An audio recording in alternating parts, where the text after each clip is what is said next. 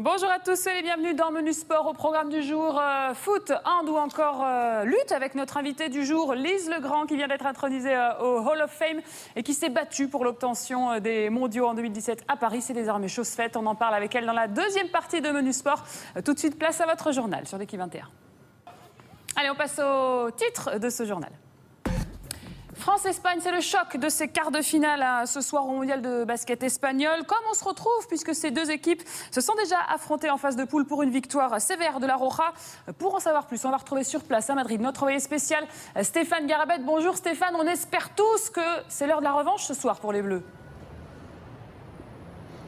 Effectivement. Un champion du monde était en plateau ce matin, Julien Absalon, qui a remporté ce week-end son 5e titre de VTT cross-country. Il était l'invité de l'équipe du matin. Le double champion olympique est notamment revenu sur les raisons de son succès. Écoutez-le. Éric Boyer aux commentaires. Allez, on parle lutte dans un instant avec notre invité du jour, Lise Legrand, avec qui on reviendra notamment sur les mondiaux qui se passent en Ouzbékistan en ce moment et surtout sur les mondiaux de 2017 qui auront lieu à Paris. On la retrouve tout de suite, juste après le zapping.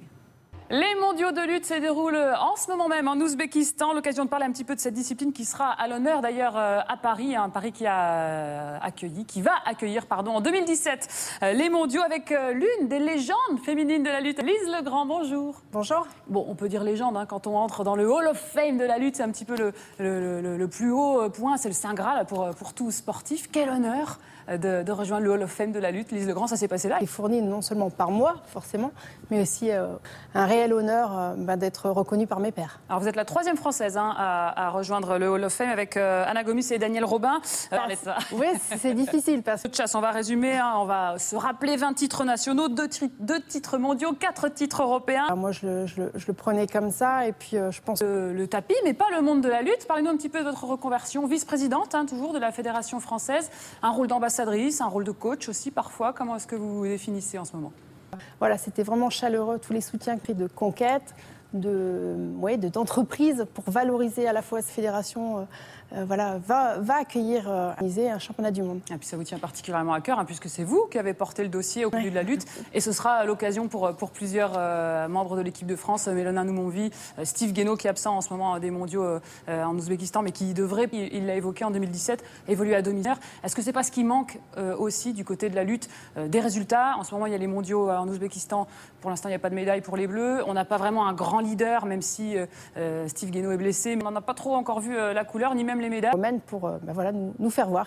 Alors, un petit argument peut-être qui va vous encourager à pratiquer lutte et qui vous a personnellement félicité. Nous un petit peu cette anecdote-là. C'est pas tous les jours qu'un président des États-Unis vous envoie un courrier. Aujourd'hui, on peut même pousser les portes du Hall of Fame de la lutte. Lise Legrand. On surveillera évidemment la fin de ces mondiaux en Ouzbékistan et puis les futurs mondiaux en 2017. Il y a pas mal de belles années. Merci d'avoir été avec nous. On se retrouve, nous, à 13h30 pour les courses sur l'équipe 21. On est à l'hippodrome du Lion d'Angers aujourd'hui. À tout à l'heure. Éric Boyer aux commentaires. Allez, on parle lutte dans un instant avec notre invité du jour, Lise Legrand, avec qui on reviendra notamment sur les mondiaux qui se passent en Ouzbékistan en ce moment et surtout sur les mondiaux de 2017 qui auront lieu à Paris. On la retrouve tout de suite, juste après le zapping.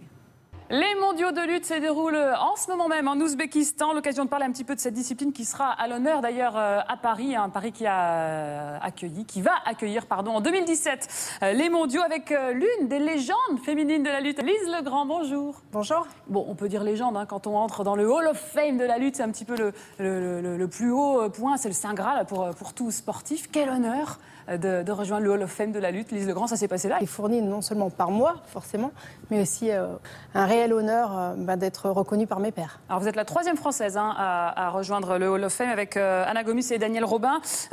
Oui, c'est difficile parce que... Chasse, on va résumer, on va se rappeler 20 titres nationaux, 2 titres mondiaux, 4...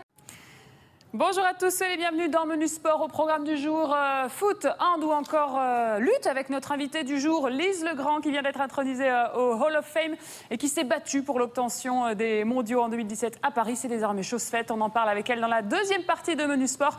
Tout de suite, place à votre journal sur l'équipe 21. Allez, on passe au titre de ce journal. France-Espagne, c'est le choc de ces quarts de finale ce soir au mondial de basket espagnol. Comme on se retrouve titre européen. Alors moi, je le prenais comme ça et puis je pense... Le tapis, mais pas le monde de la lutte. Parlez-nous un petit peu de votre reconversion. Vice-présidente, toujours, de la Fédération française. Un rôle d'ambassadrice, un rôle de coach aussi parfois. Comment est-ce que vous vous définissez en ce moment ?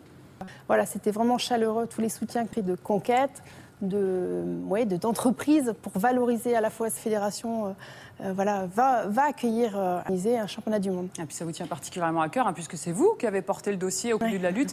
Et ce sera le coup, puisque ces deux équipes se sont déjà affrontées en phase de poule pour une victoire sévère de la Roja. Pour en savoir plus, on va retrouver sur place à Madrid notre envoyé spécial Stéphane Garabet. Bonjour Stéphane, on espère tous que c'est l'heure de la revanche ce soir pour les Bleus.